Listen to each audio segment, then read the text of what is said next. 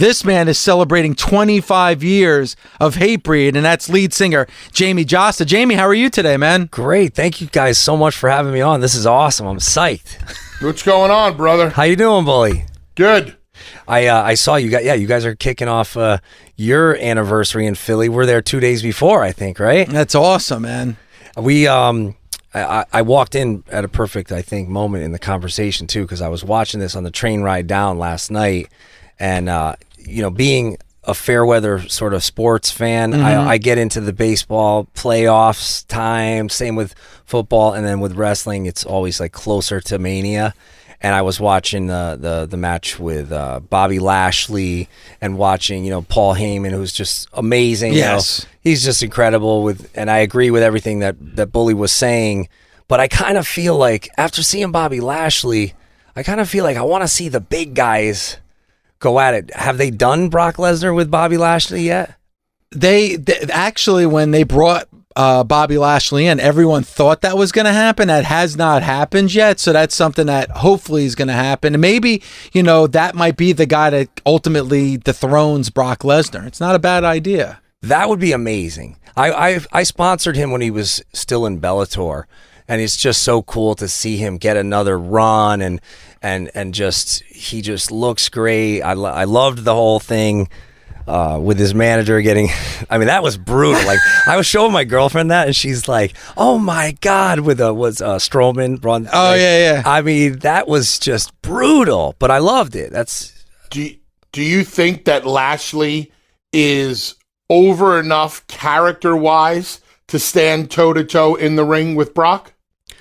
Character-wise, not physically, character-wise. Character-wise, no, but having the manager, that speaks for him, that the people hate, they love to see him get his due, I think is cool.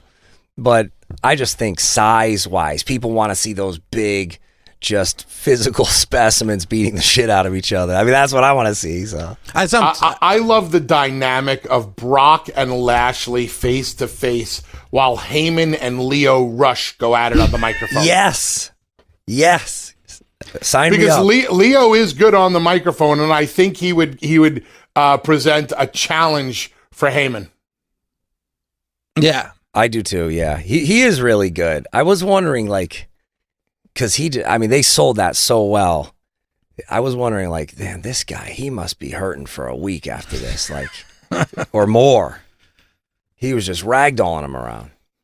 So, Jamey, as you're talking to Bully, I'm looking at the tour. It looks like you're coming to the New York area again later in April, right outside here at Times Square, right? Yeah, this is going from literally we used to play in backyards, VFW halls, and then in the boom when I was hosting Headbangers Ball, we got to headline Roseland, headline Terminal 5, and with metal and hardcore, it's kind of.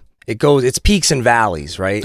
And so for the 25th anniversary, they said, "Oh, you got to do a big, Times Square show, a big New York City show." And we're playing the PlayStation Theater April 19th, and it's almost sold out. So to be back in the big theaters and the big clubs is just amazing. And yeah, if people want to come through, that's going to be a great show. Us, Obituary, Cro-Mags, Terror, Fit for an Autopsy. It's a stacked lineup. How hard was it to get you guys back on the same page at Hatebreed? Because I know you've been out doing your own thing for a while. Oh, it was easy. We have to just take breaks, because if you go out, especially in the States, if you go out too much, it's like, I use the term, the law of diminishing returns.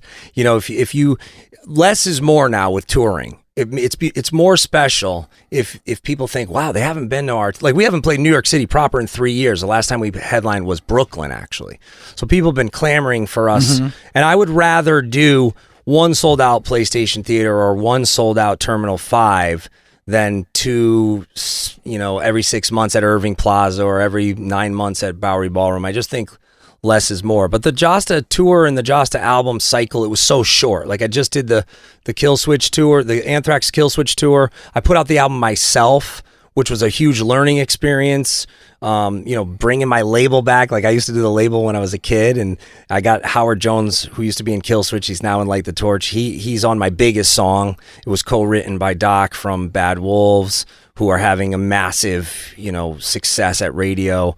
And so it was really cool to, own the master and see the streams. Like that song's got that I did with Howard Jones got 2 million streams on just Spotify. So it was cool, but always Hatebreed is my number one priority. And now we get to tour all this year in support of the anniversary. And 25 years. I mean, I think everybody's coming off of watching The Dirt this past weekend of, the dysfunction that is a band like Motley Crue. But I would think that that's really hard to keep a band together for that long a period. 25 years, that's crazy. Yeah, and one thing you really have to give Motley Crue credit for is it's except for that little stint with Karabi, it's been the same guys. Mm-hmm. I mean, how many bands can we say now have had like a revolving door lineup? So that was happening with Hatebreed in the beginning, but now we've had the same lineup for over 10 years, and we've had success. Like our biggest song ever is our song off our last album. And that's something we're so proud of because not a lot of acts can say that. Usually when you're doing a 25th anniversary tour, you got to just do the first couple albums. I mean, we're a concert that Bully just went to over the weekend. Kiss is having their farewell tour, and most people want to hear the albums from their first 7-8 years of their career, not the last 20-something plus years. And I think Hatebreed is the exact opposite when you talk about their catalog. Yeah, we're lucky with that. Seriously. Yeah, actually, if you look on Spotify or Apple Music, our top songs are from the last couple albums. But I saw Bully posted that, and I haven't checked the Kiss set list just because I might attend a show.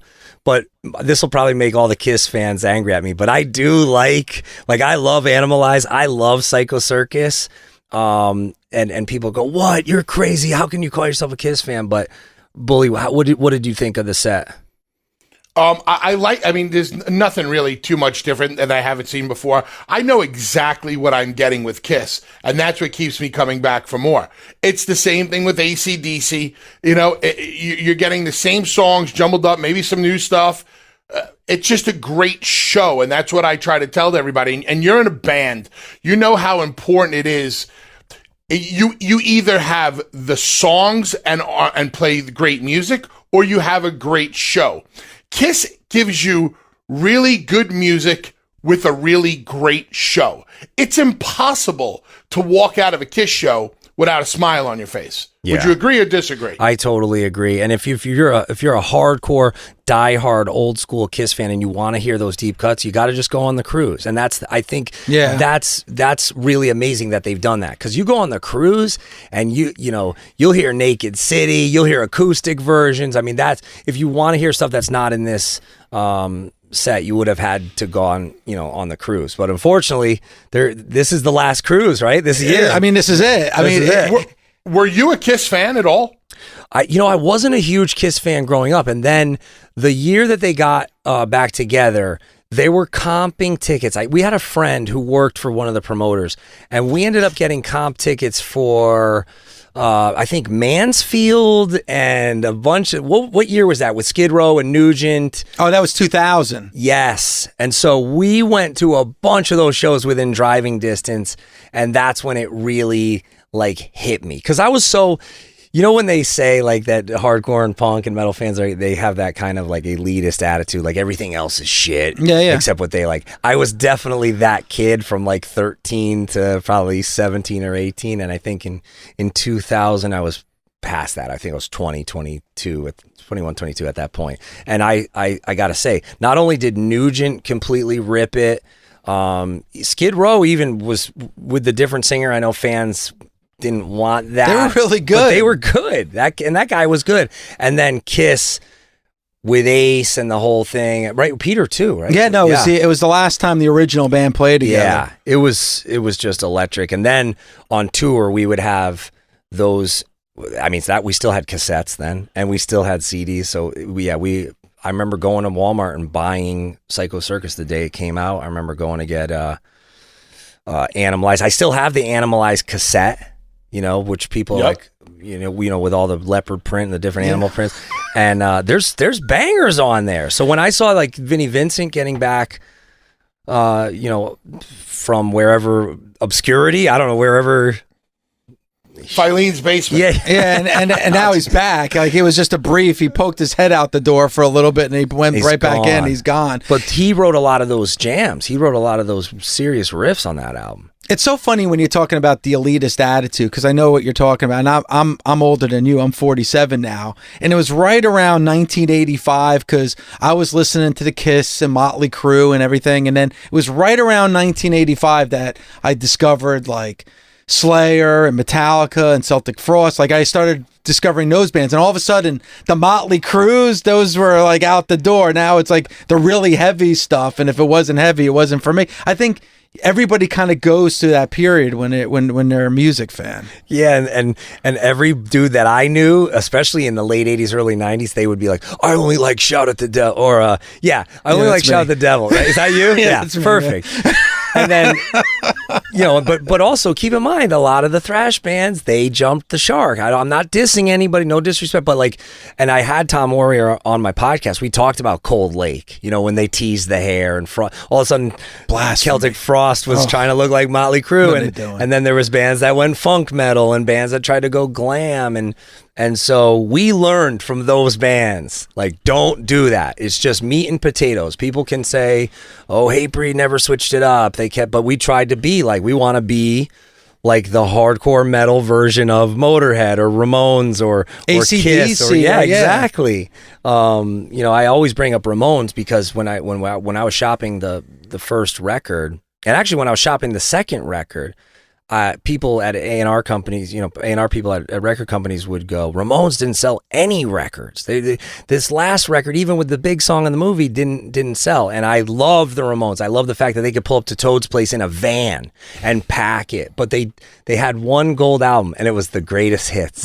Isn't that crazy? But you got the cred. You created punk rock. You lasted through all the bullshit, and sometimes that's, I think, worth more than the big lights and the stadium shows and whatever. And call me crazy, I just feel like not everybody can get to that level. Not everybody has that push. Not everybody has that radio support. So what would you rather, a diehard cult fan base or a bunch of fair weather fans at the big level? And Bully, that's kind of like reminds me of when it comes to pro wrestling, like in ECW. Like, ECW was that club level, they weren't like the mainstream. Yes. But at the same time, here we are 20 years later, and people still chant ECW. Yes. It's the same thing with the Ramones. What are the bands that they remember? Not the platinum album bands of the 80s or the 70s. They remember those bands like the Ramones. Am I going out on a limb saying that, Bully? No, because it's one of the exact examples that I would always use. I would always say that ECW, we were the Sex Pistols and the Ramones of the wrestling business. And that's extremely accurate. It's so funny, Jamie, that you bring up the Ramones. I have younger wrestlers come up to me all the time, and they ask me about getting over in the wrestling business. And they say, Bubba, how do we get over? And I say 3 chords and a leather jacket. Mm-hmm. Right? Can't go wrong. Because that's what got the Ramones over. 3 chords and leather jackets. Keep it simple, stupid. Do what you do it real well, and rip people's faces off. And that's what the Ramones did. I agree. And you know what? I was so excited to talk to you guys because after I saw that, and I don't know if this is true, hopefully you guys can tell me, I saw that Eminem signed a deal with WWE to do a bunch of music and perform. And I thought, you know what? I'm going to go on Busted Open and I'm going to put it out there. Any of these small promotions, if they want to do a deal, whether it's Jasta, Hatebreed, or maybe even like somebody I work with, like Dee Snider, or any of the bands that I work with, if they want to do a deal, I say, let's do it. Let's perform. Let's have Hatebreed perform it. I'll do Ring of Honor. I'll do AEW. I've texted people in the industry, but I really think this is the time. We have, if WWE is going in that direction, and I love WWE, don't get me wrong, but Eminem, this is a legacy artist. It's a mainstream artist, someone who I believe doesn't need any more exposure. He got enough. Let somebody else get the limelight. There's nothing wrong with that. Nothing wrong in saying that. And I love what NXT has done, giving a platform to bands like Code Orange, and I love, even the Seth Rollins music, watching that on the train down last night. It's heavy, it's metal, and I love that they're doing that, and respect to them. But if one of these smaller promotions wants to help us bridge the audience further, I want to throw my name in the hat. The guy for you to talk to is Triple H because he's a huge metal fan. And like he makes all that stuff happen when it comes to obviously with his music and his relationship with Lemmy and using Code Orange for Aleister Black's entrance music. He's the guy. Yeah.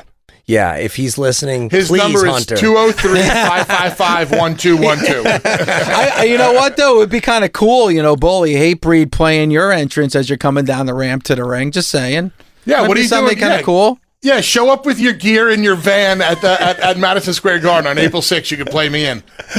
Well, even if I'm in contact with some of the Ring of Honor guys that I think. Wait! You totally blew me off. So does that mean you don't want to play my? I thought you were breaking my balls, assuming that I'm in a van still.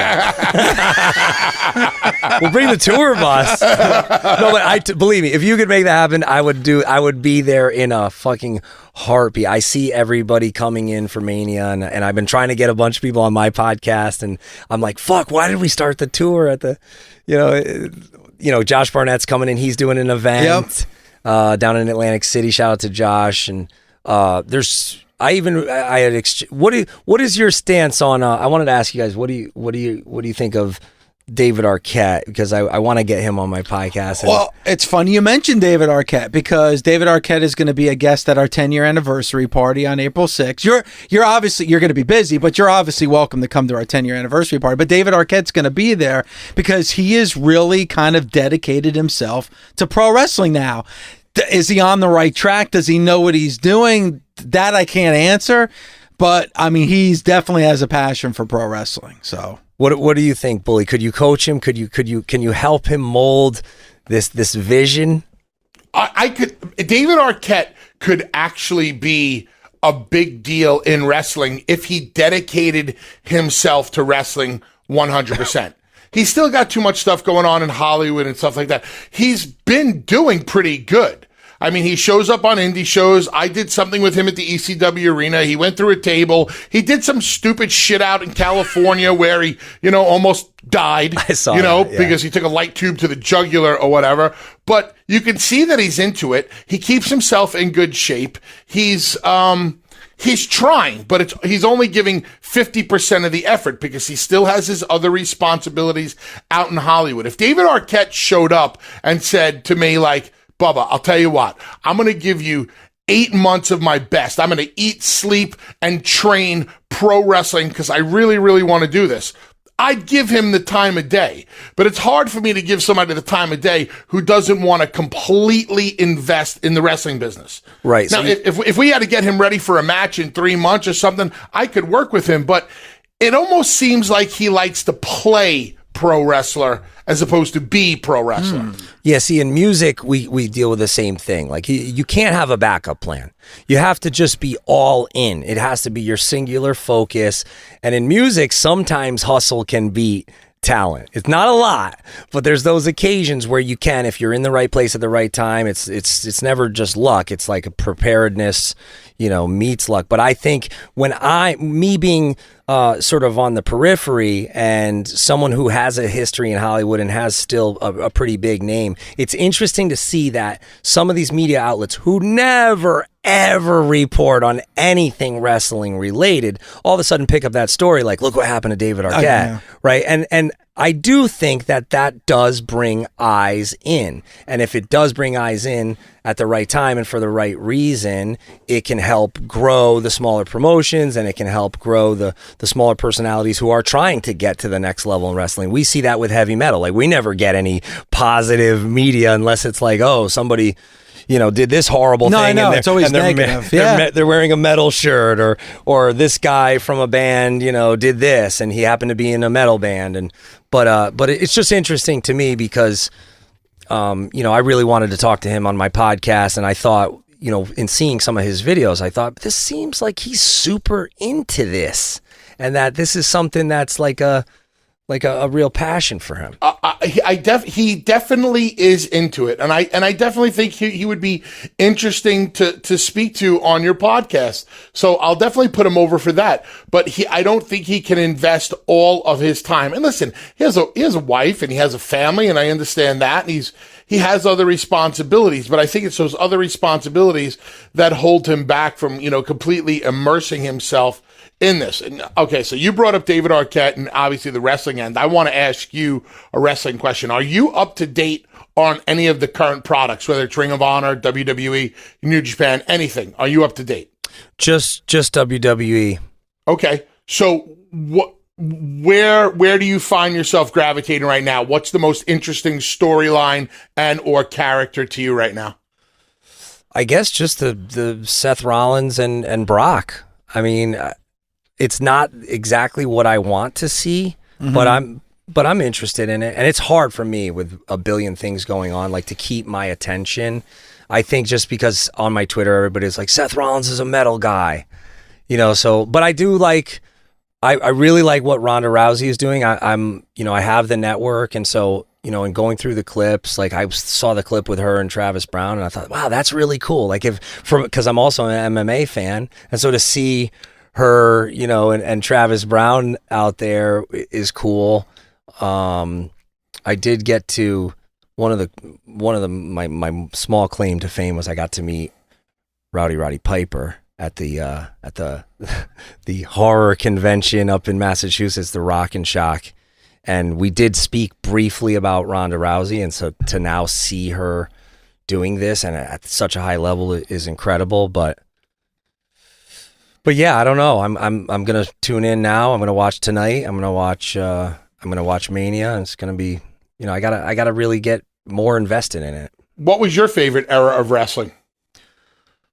I mean, I've come and gone. Like as a kid, I mean, I loved Superfly Snuka, Big John Studd. I mean, I had a neighbor I had the 12-inch doll, the rubber doll of Big John Studd, and I had a neighbor who threw it on my garage.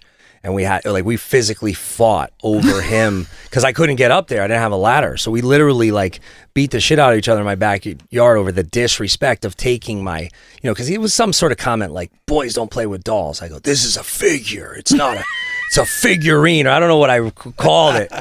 But this is a true story. So I never went up to get it because I was crushed. I thought, yeah, I'm not into wrestling anymore. I don't play with dolls. And years later, I went back and it had washed down the garage into the back and all the paint was off this doll. And I was like, oh man, I need to go find another version of this doll and buy it. So in looking for it, I was like, oh, I got to get JYD. I even liked, the Journeyman, the Iron Mike Sharps and the the enhancement talent, if you will. If I call it something else, I'll get killed on this show. But yeah, I hear what you're saying. Were you able to get the Big John Studd figurine back? I haven't gotten it yet. And when I first started my podcast, I had goals of what wrestlers I wanted to get on the show. Obviously Jericho and Mick Foley, who I've had on, and other guys. And so, in doing that, I love Steve Austin, obviously. I've been trying to get him. If he listens, I don't know if I can lobby for that. But hell, you got him right now, kid. Go. What do you want to talk about? Shit, stop wasting my time. I got Jamey Jasta from Hatebreed here. Wants to talk to Stone Cold Steve Austin. Well, ask your damn question, son. Can I get the show back on the air? Can I produce the show? Can we do another season? Yeah. Executive produce. But yeah, so but I do want to get into NXT. I did a thing at Full Sail and I saw the production. I saw the setup. I did a walkthrough there for last year or the year before's Warped Tour. And I think all these smaller promotions, I know NXT is not technically considered a smaller promotion anymore, but I love that the punk rock DIY spirit of all these smaller promotions, and I want to get involved and help them and bring them bands and do walkout songs. I used to do a lot of the MMA walkout songs. I did Arlovsky's entrance music. I've done Shane Carwin's, Matt Brown, Chris Camozzi. and you know, I got a meeting once with Jim Johnston, right? He's gone now, right? Yeah, he's gone. Yeah, and that was I mean, he was a legend, and I got to go to Stamford, and I think it was for Sheamus's. The song was called "Just Another War," and I thought that it was they wanted it to be more sort of modern rock. Like, I don't want to say like Nickelback-ish, because the song kind of sounded like Nickelback. And so I did it with my clean singing voice that I do sometimes with the Jasta project, not with Hatebreed. And then they got back, oh, we wanted it more Hatebreed. So I was like, shit, I blew the audition, you know, and they got someone else to sing it. I forget who it was. Somebody who sounded like Hatebreed. I don't know, but so I blew my one meeting. But if there is someone on the come up, or if there is someone in Ring of Honor or in AEW, like, what's going on with that? Like, can I throw my name in the hat for that? They have this big Vegas event. Don't you think it would be cool to have them have a big rock band or a big metal band perform at their events? Go ahead, sell yourself, kid. I'm available. Call me. Actually, I think May 25th, we're at Rocklahoma, and May 26th, we're in Dallas. But for a further event, I just always wondered, is it a publishing thing? Like, I'm sure there are artists, like, I've done albums for ESPN, like full albums, where you just give them the pub, you know? And it's a work for hire agreement. And I know a lot of people don't want to work for exposure, but if you were if you're still willing to pay your dues, or if you're an unsigned band or a band that's on the come up, wouldn't you want to go play for the awesome fans of AEW or Ring of Honor or any of the smaller promotions, House of Hardcore? Or what? Dave, do you think that the AEW fan base would be Hatebreed fans? Yes. Okay. I think that actually, to be quite honest with you, I wasn't even listening to what Jamey had to say. I was just trying to figure out a way I can ask for free tickets for their show on the 19th. Anything That's kind of like what I was trying. So cheap. What are you talking about? I was thinking to myself, I have the Big John Studd LGN figure. Maybe we could do a swap. We could do a trade. Tickets for the LJN Big John Studd figure. But even if they're not fans, right? See how it just completely jumped off that topic and went right back to the one? Go ahead. I think give someone the chance to win the fans over. Give someone the chance to go out and work and win them over. I don't think all the WWE fans were Motorhead fans at all.